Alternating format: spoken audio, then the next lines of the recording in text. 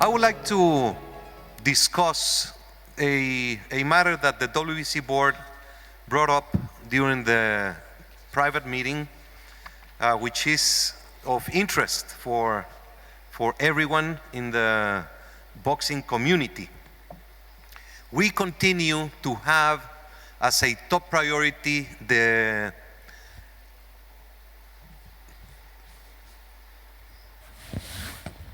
mismatch prevention system. So this is basically a process that every WBC affiliated championship has to approve a fight. This is very important for promoters, for managers.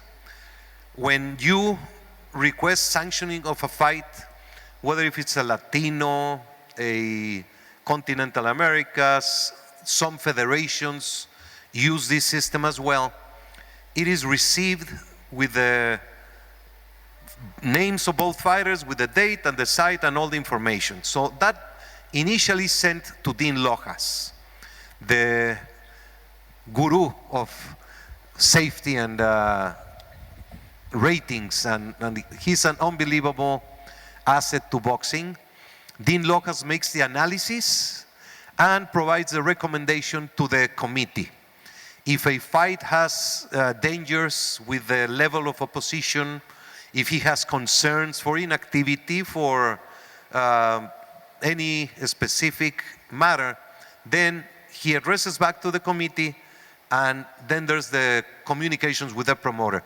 Dean, could you please tell us what is the main things that you look for into approving a fight? The main thing that we found out that I look at first is what rounds a fighter has fought. We're looking at if he's a 6-round fighter, we found that through many studies that if he goes to 10 rounds, it would be a very difficult fight for him, or 6 to 8. So I'm looking at experience to go the rounds in a championship fight. I'm also looking at the level of competition that the fighter has. A fighter may be 15-0 or 14-0, may have a big amateur career, but it's important that we understand how the fighter has been pressured, because that's when fighters get injured, when they're going to a place they haven't gone before. A tough fight, a hard fight that they've not had a hard fight before. I also look at when a fighter has a certain level of ability to fight for a title if the opponent has too much ability. There's got to be a certain less than a certain width between the ratings of the two fighters. That can happen, and that becomes a mismatch. That's the definition of the mismatch, but we go behind the mismatch on paper and see how many rounds the guys can fight. Should he even be fighting in this type of fight? Has he fought the type of competition he's fought? Those are some of the things. We look at very other things. The fights he's had lately. Has he had any suspensions? Is there a history of not being able to compete? He needs a break in fights because he's had too many hard fights in a row. Those sort of things. It takes me, once I get the thing, at least 10-15 minutes to look at every fighter and thoroughly go over, and I usually get back to the petitioner within 24 hours. But it's one of the most important things. I would even say, Mauricio, it's more important I do in this mismatch committee than I do the ratings. It's my love. It's what I've done my whole life. Robert knows about it. And I've developed a system for being in boxing for 30 years as an administrator to know when a fight is dangerous. And that's what I help the committee with. Dean, what is that in that bag? What is that? That black bag that you have there, what is in there? Oh, a lot of people want to know. This is history, okay? Yep. What it's inside, it's his life. the top one out in the super featherweight division. We're in, I put every fighter that is ratings worthy in the world. I keep a detailed history of his performances. I just picked out Elnar Abduraimov. He's from Tashkent, Uzbekistan, and this is the card I picked. And it not only talks about his amateur experience, his pro experience, and for example, he fought his first fight in Indio and he knocked him down with a left hand, and later the referee stopped the fight at 144 the first round. I have details that no one, even BoxRec, has.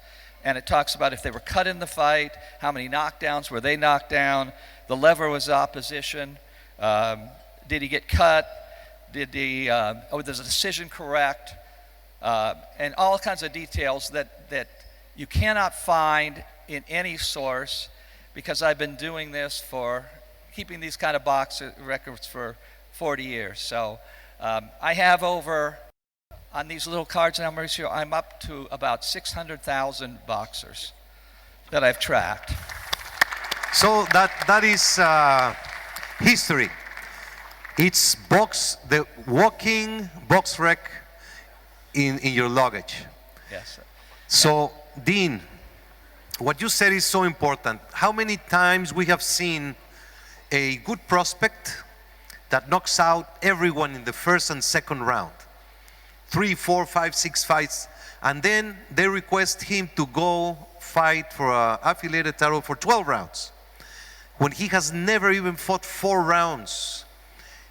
He has been scheduled for more than that, but he has only fought 1 or 2 rounds. And I remember Berlanga, right, who was knocking out everybody. The first time he had to go 10 rounds or 12, it was hell for that fighter. So I am so extremely proud of what you have always done, Dean. Thank you, Mercy. You are an example of dedication and an example of loyalty to your beliefs. You're a man of family, a man of Christ.